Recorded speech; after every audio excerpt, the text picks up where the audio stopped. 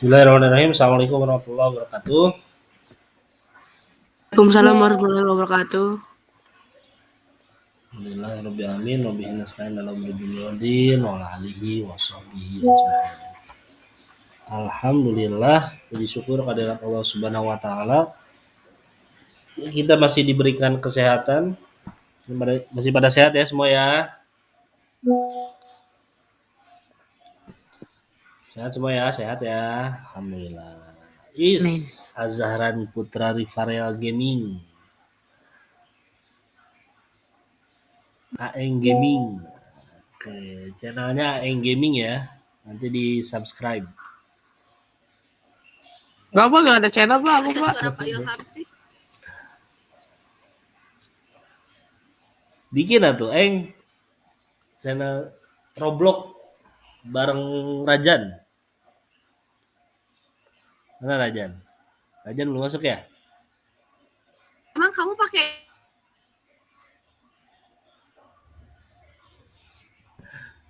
Baik, hari ini kita akan belajar tentang materi yang terakhir di bab tentang tekanan, yaitu materi gaya Archimedes. Tapi hari ini, khusus hari ini, nggak seperti kemarin. Kalau kemarin banyaknya kita hitungan ya. Kalau sekarang Bapak akan lebih banyak ngejelasin tentang teori dan konsep tentang hukum Archimedes ya.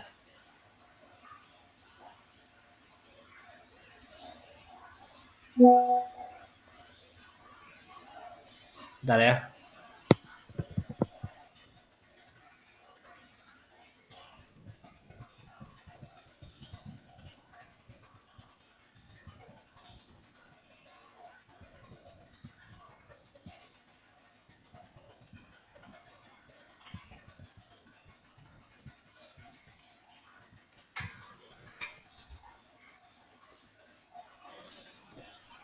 Sudah ada semua? Baik, sebelum kita mulai, mari kita sama-sama mengawali pembelajaran hari ini dengan membaca doa.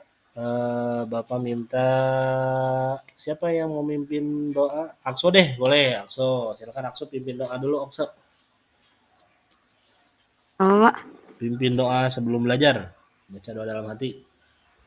Sebelum kita belajar, marilah kita membaca doa terlebih dahulu. Doa dimulai. Berdoa selesai. Oke, amin ya Allah ya Rabbal alamin. Terima kasih Fabian Akso. Baik, kita akan mulai. Ini Bapak akan share screen. Kita akan belajar tentang gaya Archimedes, hukum Archimedes. Mudah-mudahan lancar ya koneksinya. Bentar. Sebelum ke sana, tolong on cam sebentar. Bapak mau screenshot dulu.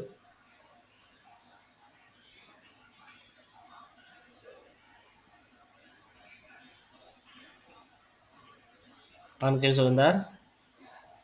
Oke. Pin, mana Pin? Oh, sambil makan ya. Kalau Pin lagi makan. Gak apa-apa lah. Oke, siap. Satu, dua. Liatin wajahnya ke kamera dong. Liatin wajahnya ke kamera,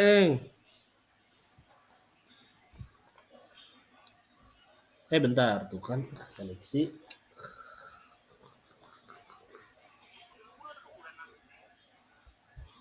Mana? On cam kan? Aduh. Cek. Nah, sip. Oke, siap. Satu, dua. Bentar. Ini belum diisi. Bentar.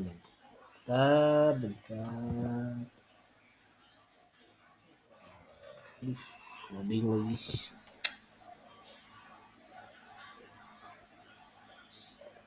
Oke. Siap. Satu, dua, tiga.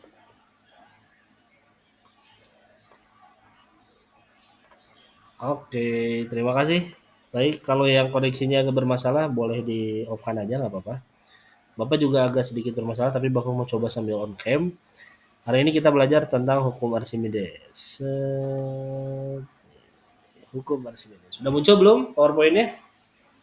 Sudah Pak. Oke. Sudah Pak. Hukum Archimedes. Di sini ada 2 video yang mau gue jelasin tentang Archimedes. Jadi Archimedes itu dia hidup sebelum Masehi ya. Ini mohon maaf bukan berarti ini vulgar karena dia telanjang. Jadi ada kisah ya tentang Archimedes. Jadi Archimedes itu simpelnya gini ya, kalau ini agak sulit di play Bapak akan jelasin ceritanya. Archimedes itu dia hidup sebelum Masehi. Dia adalah penasehat kerajaan, jadi ilmuwan di sebuah kerajaan. Itu tuh nama orang, Pak. Archimedes nama orang. Archimedes nama orang. Ini nih, Oh. Archimedes ini nama orang. Apa ya panjangnya? Kalau nggak salah cuma Archimedes. Dia seorang ilmuwan. Jadi waktu dulu Raja Helios itu, siapa tuh yang ngirim pesan? Bapak nggak bisa baca pesan ya di voice aja. Jadi waktu di zamannya Archimedes, rajanya itu punya bongkahan emas, kemudian minta tukang membuat mahkota untuk membuatkan mahkota dari emas yang dia punya. Nah, ketika dikasihkan mahkotanya ke tukang pembuat mahkota, alhasil dibuatlah mahkota, kemudian jadi mahkotanya. Nah, ketika dipakai sama raja, ternyata raja tuh ngerasa kayak ini kayaknya nggak sesuai beratnya, nggak sama kayak yang emas yang saya kasih. Jadi emasnya dikasihnya tuh 5 batang, tapi nggak kerasa 5 batang gitu di kepala tuh. Gitu, kata rajanya ya. Karena penasaran, tapi dulu belum ada timbangan, nggak kayak sekarang ya, ada timbangan banyak di mana-mana bisa ditimbang aja. Dulu belum ada, dan dulu belum ada alat ukur yang pas. Makanya raja minta tolong ke Archimedes selaku penasehat kerajaan untuk mencoba teliti kenapa bisa ini terjadi. Apakah mahkotanya dengan 5 batang emasnya itu sesuai atau tidak? Nah, saat meneliti itu, dia juga kebingungan ya, belum dapat teori apapun, belum sampai secanggih sekarang. Sampai Archimedes benar-benar pusing gitu. Akhirnya dia memutuskan untuk rehat sejenak, dia memutuskan untuk mandi. Nah, saat mandi dengan air hangat, dia masuk ke dalam bathtub. Ini bathtub zaman dulu ya, bukan kayak yang sekarang udah keren bathtubnya. Mungkin dulu mah kayak baskom dari kayu aja gitu ya. Kemudian Archimedes masuk ke dalamnya. Bathtubnya diisi penuh air. Ketika Archimedes masuk ke dalam bathtub tersebut, ada air yang tumpah. Ada air yang tumpah. Kemudian Archimedes berdiri lagi. Ketika berdiri, airnya surut, berkurang. Kemudian masuk lagi, airnya naik lagi. Berdiri lagi, dan seterusnya. Nah, dari situ dia dapat ilham lah ya. Walaupun ilhamnya ada di sini. Dan di sini dia dapat pengetahuan, dapat ilham, dapat petunjuk bagaimana cara mengukur emas yang sesuai dengan mahkotanya. Emasnya sesuai nggak dengan mahkotanya? Nah, alhasil karena dia senang, dia berlari keluar keliling desa sambil bilang Eureka, Eureka. Nah, makanya ada istilah Eureka ya. Nah, Eureka pertama kali diucapin sama ini nih Archimedes. Eureka, Eureka artinya kalau di bahasa Inggris mungkin I found it atau ketemu nih. Nah, ketemu nih caranya gitu. Tapi dia lupa bahwa dia tuh lagi mandi. Alhasil dia keliling kota telanjang, gitu ya, telanjang bulat. Itu cerita dari Archimedes. Tapi selain itu, Archimedes juga ada cerita lain nih. Jadi dia juga diminta untuk, ini ada story-nya di sini ya. Tapi nanti lebih lengkapnya ini 4 menit sih. Baik, kalian berdoa.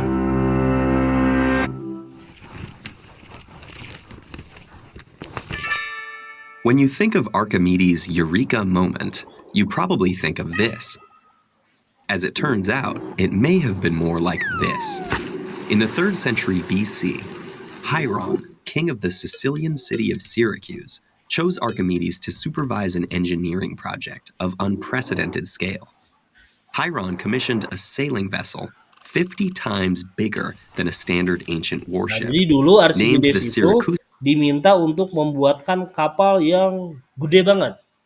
Mungkin Archimedes dengan Nabi Nuh beda tempat ya. duluan Nabi Nuh mungkin ya. Dia belum belajar ke Nabi Nuh. Kalau dia belajar mungkin bisa bikin lebih besar lagi. Nah, dia diminta untuk membuat kapal yang segede gini dengan di dalamnya itu harus ada banyak hal gitu. Di dalamnya itu si rajanya itu minta nih Bapak skip langsung ya. Nah, di dalamnya harus ada kolam berenang. Kemudian harus ada perpustakaan. Kemudian harus ada Temple to the goddess. Nah, kemudian harus ada apa lagi itu? Nah, ini harus ada makanan ya. Ada 10.000 toples ikan. Terus ada 400 ton emas. Terus ada banyak, ada benang tuh ya. Ada 74 ton air minuman ya. Kemudian ada 600 ton benang. Wow. Kemudian ada penduduk ya, ada beberapa orang yang harus dimasukin ke dalam kapal, termasuk juga di dalamnya harus ada hewan ternak ya, ada namanya kuda dan lain-lain. Nah, ternyata gimana caranya bingung, padahal kalau misalnya dia dimasukin ke dalam air tenggelam ya. Nah, dulu belum ada tuh konsep perahu baru rakit aja. Belum ada yang melengkung kayak sekarang gede itu. Nah, alhasil Archimedes melalui pemikiran yang sebelumnya yang tentang mahkota ini ya, dia menemukan konsep bahwa ketika volume benda dimasukkan ke dalam zat cair akan ada volume yang dipindahkan. Maka agar si mahkota ini atau agar kapal itu bisa terapung di atas harus ada massa jenis atau benda yang massa jenisnya lebih kecil sehingga terapung. Jadi harus ada kolom udara. Nah, nih ya Bapak skip ke sini. Harus ada kolom udara nih di sininya. Harus ada kolom udara sehingga si perahunya bisa keangkat ke atas. Oh, kayak gini. Jadi untuk angkat segini berarti dia butuh berapa? Dengan hitung-hitungannya akhirnya dia berhasil membuat kapal yang besar tersebut dan menghadiahkan kapal besar isinya ke Raja Mesir. Ya. Oke, ini kisah singkatnya aja ya. Nanti kalian bisa tonton lebih dalamnya tentang Archimedes seperti apa. Ini juga ada nih. Nah, kalau ini Bapak akan lakukan sedikit demonstrasi nih. Kalau kalian Oke, coba perhatikan dulu. Nah, ini salah satu konsep yang diajarkan oleh Archimedes. Jadi ketika ini air ya, kalian lihat ya, ini ada batasnya segini ya. Nah, ini Bapak deketin nih. Batasnya kelihatan ya segini. Aduh, ini takut kena laptop, bahaya. Nah, segini nih batasnya. Ketika Bapak masukin 2 jari, naik ke airnya. Tuh, set. Nah, atau 3 jari deh. Nih, dimasukin 3 jari, akan ada air yang naik. Tuh, ketika dikeluarin, turun permukaan airnya. Ketika dimasukin, naik permukaan airnya. Kelihatan ya? Nah, kayak gitu. Nah, artinya ketika bendanya dimasukkan ke dalam zat cair, akan ada benda yang naik. Akan ada volume air yang naik. Nah, Bapak langsung ke kesimpulannya nih. Kesimpulan dari teori yang dilakukan oleh Archimedes. Share screen lagi. Set. Oke, kita lanjut ke sini lagi.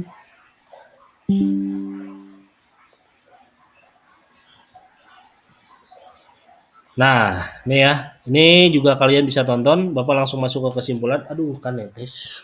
Netes ke laptop. Oh, bahaya. Nah, nih. 3 prinsip dari hukum Archimedes. Yang pertama. Nah, prinsip yang pertama, volume yang masuk sama dengan volume yang keluar. Atau sama dengan volume yang naik. Atau sama dengan volume yang tumpah. Jadi kalau misalnya tadi contohnya ketika Bapak masukin 3 jari, akan ada volume yang naik. Nah, volume yang naik itu adalah volume jari Bapak. Jadi untuk mengukur volume jari berapa, kita lihat aja volume air yang naik. Nah, seperti itu. Jadi untuk mengukur benda yang tak beraturan, biasanya menggunakan gelas ukur. Jadi diukur volume yang naik. Nah, jadi contoh lainnya ini ketika dimasukin benda tak beraturan, batu misalnya ini dimasukin, kemudian ada yang tumpah nih ke sebelah sini. Nah, air yang tumpah di sebelah sini, kalau dihitung volumenya, itu sama dengan volume air yang masuk. Itu prinsip hukum Archimedes yang pertama. Yang kedua, prinsip yang kedua ada konsep mengapung, melayang, dan tenggelam.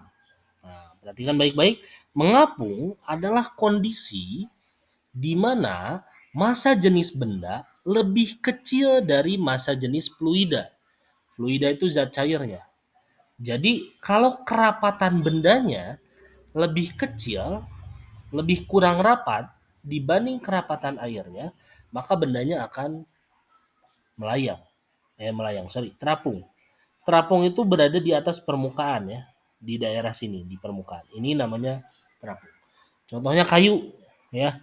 Kayu massa jenisnya lebih kecil dibanding air sehingga dia terapung di permukaan dan volume bendanya lebih besar dari volume fluida. Tapi kita fokus ke massa jenis ya, ke massa jenisnya. Kemudian benda melayang. Benda melayang itu kondisi di mana bendanya berada nggak di permukaan, nggak di dasar, tapi di tengah-tengah, di antara. Nah, jadi dia udah tercelup seluruhnya, tapi masih di antara. Belum di bawah banget, nggak juga di atas banget. Nggak juga dekat ke permukaan, tapi di antara di sini. Nah, ini kondisi seperti ini terjadi ketika massa jenis bendanya sama dengan massa jenis fluida. Nah, kalian bisa coba nanti lakukan percobaan di rumah. Ada sih contohnya Bapak udah buatkan video ininya ya, video contoh demonstrasinya kalau kalian mau nyoba. Itu telur itu bisa melayang di dalam air garam, ditambahin garam. Jadi dimasukin garam, itu telurnya nggak akan tenggelam, tapi dia akan mengapung. Dia akan melayang. Kalau air garamnya lebih pekat lagi, dia akan terapung ke permukaan. Ya. Contohnya di mana? Contohnya kalau kalian tahu ada Laut Mati. Nah, Laut Mati di Timur Tengah, itu Laut Mati itu nggak ada makhluk hidup di situ. Karena apa? Karena kondisi garamnya sangat tinggi, sangat pekat. Ketika kondisi kadar garamnya tinggi, maka massa jenis bendanya itu akan massa jenis fluidanya, zat cairnya akan lebih besar sehingga kita akan terapung. Jadi kalau berenang di Laut Mati akan terapung. Kemudian yang ketiga adalah kondisi tenggelam. Tenggelam terjadi ketika massa jenis bendanya lebih besar dari massa jenis fluidanya. Jadi kerapatan dari bendanya lebih rapat dibanding kerapatan airnya. Contohnya apa? Contohnya logam ya. Di sini koin logam ketika dimasukin ke permukaan air dia akan tenggelam karena massa jenisnya lebih besar. Nah, contoh kasus yang Archimedes, kita tahu kan kalau misalnya jarum dengan kapal itu kan pasti lebih berat kapal ya. Tapi kenapa jarum yang tenggelam? Ada yang tahu kenapa jarum yang tenggelam? Kapal kan lebih berat, tapi kapalnya nggak tenggelam. Kira-kira kenapa tuh? Kerapatan dari kapalnya lebih kecil. Betul, kerapatannya lebih kecil. Kenapa kerapatannya lebih kecil? Kan sama, kandungannya besi di situ penyusunnya. Ada kolom udara. Kalau kalian lihat di video yang sebelumnya, itu di kapal itu ada ruang hampa udara di dalamnya. Jadi di bagian bawahnya itu ada udara, kolom udara. Dan itu sengaja dibuat supaya massa jenis dari kapal atau kerapatan kapalnya kecil. Sehingga kapalnya menjadi terapung. Nah, ada lagi yang lebih keren. Dia bisa terapung, melayang, dan tenggelam. Namanya adalah kapal selam. Nah, kapal selam itu bisa didesain keinginan kita. Misalnya ingin terapung, berarti udaranya dimasukin. Ketika udaranya penuh, dia terapung. Nah, kalau melayang berarti dimasukin air setengahnya, sehingga dia melayang. Oh, ingin tenggelam, masukin air full, dia pasti tenggelam. Nah, itu ya. Mungkin ada yang sudah pernah naik kapal selam, Bapak aja belum sih. Tapi kayaknya asik, seru gitu kalau naik kapal selamnya. Bisa lihat dari permukaan sampai ke dasar. Nah, itu prinsip yang kedua, mengapung, melayang, dan tenggelam. Kemudian prinsip yang ketiga, itu adalah gaya Archimedes. Nah, gaya Archimedes atau gaya apung. Setiap benda akan mendapatkan gaya apung yang besarnya sama dengan gaya berat yang dia masukkan. Contoh, kalau misalnya kita lagi berenang, kenapa kalau gendong teman di darat dengan gendong teman di air di kolam berenang itu lebih ringan kalau gendong temannya di air gitu ya. Nah, kalau gendong teman di air itu pasti lebih ringan, semuanya bisa keangkat, siapa aja bisa keangkat. Karena apa? Karena dibantu oleh gaya apung. Nih, buoyant force namanya, gaya apung. Atau disebut juga gaya Archimedes. Nah, gaya Archimedes atau gaya apung ini membantu kita supaya sedikit terangkat. Jadi akan terasa lebih ringan kalau misalnya di air gitu ya, atau di zat cair ini. Apalagi di laut. Di laut itu karena ada garam di situ, jadi lebih ringan lagi gitu, lebih besar lagi gaya angkatnya. Nah, atau kalian misalnya coba eksperimen nih ketika kalau lagi mandi, pasti kan kalian kalau mandi suka eksperimen mungkin ya. Kalau Bapak sih coba eksperimen gayung ya. Kalian gayung tutupin gitu sehingga ada kolom udara di atasnya. Tutupin terus tekan ke bawah sampai di bak ya. Nah, jadi kalau nanti lama di kamar mandi ditanya kamu ngapain lama lagi eksperimen. Eksperimen gaya Archimedes. Dimasukin tuh gayungnya ke bawah, kalian lepas, maka dia akan tiba-tiba loncat ke atas. Termasuk juga ini nih, kalau kalian nyoba pakai bola ya, bola diisi udara, kalian tekan ke bawah, itu dilepas, dia tiba-tiba akan hancur ke atas, akan ada gaya apung yang sangat besar. Kenapa? Nah, ini pengaruhnya gaya Archimedes. Nah, jadi gaya Archimedes itu bisa kerasa kalau misalnya kita tekan, dia akan balik lagi. Itu gaya apung. Besarnya gaya apung berdasarkan hukum Newton 3. Ingat hukum Newton 3 apa? Ada yang masih tahu hukum Newton 3? Apa coba hukum Newton 3? Ada yang tahu nggak? F aksi sama dengan F reaksi. Nice, betul. So, F aksi sama dengan F reaksi. Jadi ketika kita kasih gaya aksi ke bolanya ke bawah, akan muncul gaya reaksinya ke atas. Yang besarnya sama. Nah, itulah 3 prinsip dari hukum Archimedes. Yang pertama tadi, volume yang masuk sama dengan volume yang keluar. Yang kedua, akan terjadi mengapung, melayang, dan tenggelam. Mengapung itu ketika massa jenis benda lebih kecil dari massa jenis fluida. Melayang itu ketika massa jenis benda sama dengan massa jenis fluida. Dan tenggelam itu ketika massa jenis benda lebih besar dari massa jenis fluida. Kemudian prinsip yang ketiga adalah gaya apung atau gaya Archimedes, di mana besar gaya apung sama dengan besar gaya berat atau gaya yang diberikan kepada benda tersebut. Ya. Nah, ingat-ingat 3 prinsip ini. Setelah ini Bapak akan kasih quizzes, gak ada hitungan, lebih ke teori dan ke aplikasi dari hukum Archimedes. Nah, ada 9 soal di situ, silakan nanti dikerjakan. Ada yang mau ditanyakan dulu? Ini boleh di screenshot dulu nih 3 prinsip hukum Archimedes. Boleh kalian screenshot dulu, cek dulu. Ada yang mau ditanyakan? Apakah kurang jelas atau sudah cukup jelas?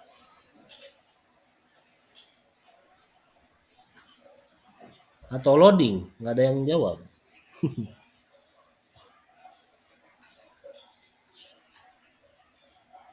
Oke, kalau tidak ada yang ditanyakan, Bapak akan stop sharing. Ini udah di screenshot ya? Udah di screenshot. Oke, Bapak akan stop sharing. Bapak akan kirimkan quizesnya. Ya. Akan kirimkan quizesnya. Ke sini. 8A.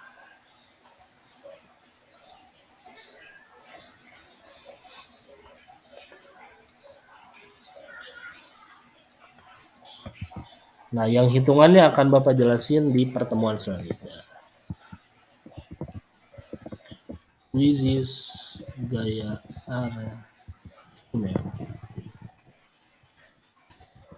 hukum Archimedes. Nah, kalau kalian ingin PPT-nya, Bapak juga bisa share ya. Ini Bapak share tampilan. Kalau hanya lihat, salin. Akan share juga PPT-nya kalau kalian butuh.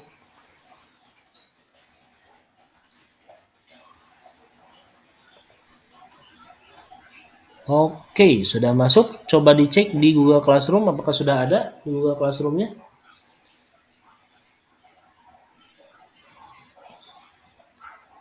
Sudah ada? Udah. Ada Pak, udah ada Pak. Oke. Kalau tidak ada yang ditanyakan, silahkan dikerjakan kuisisnya. Hanya 9 soal, tidak ada hitungan, pilihan ganda, dan semuanya tentang hukum Archimedes dan aplikasi. Itu saja untuk pertemuan hari ini. Benar tidak ada yang ditanyakan? Insya Allah cukup, Pak. Insya Allah cukup ya. Baik, kita tutup sama-sama dengan doa kifaratul majlis. Subhanakallahumma wa bihamdika Bihamdika asyhadu an la ilaha illa anta. Baik. Terima kasih semuanya. Assalamualaikum warahmatullahi wabarakatuh. Waalaikumsalam warahmatullahi wabarakatuh.